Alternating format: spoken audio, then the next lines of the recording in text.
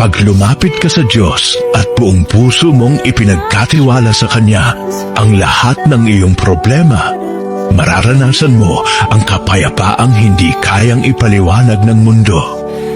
Unti-unti, ang dating mabigat na pasanin ay gumagaan at ang dating magulong isipan ay napapalitan ng katahimikan. Hindi mo mamamalayan, ang mga pintong sarado noon ay unti-unting bumubukas at ang mga tanong na dati ay walang sagot ay pinapalitan niya ng malinaw na direksyon. Sapagkat sa presensya ng Diyos, walang problema na mas malaki kaysa sa Kanyang kapangyarihan at walang pagsubok na hindi niya kayang gawing daan patungo sa tagumpay. Kapag isinuko mo sa Kanya ang lahat, makikita mo na kahit sa gitna ng unos, may kalakasan. Kahit sa gitna ng luha, may pag-asa.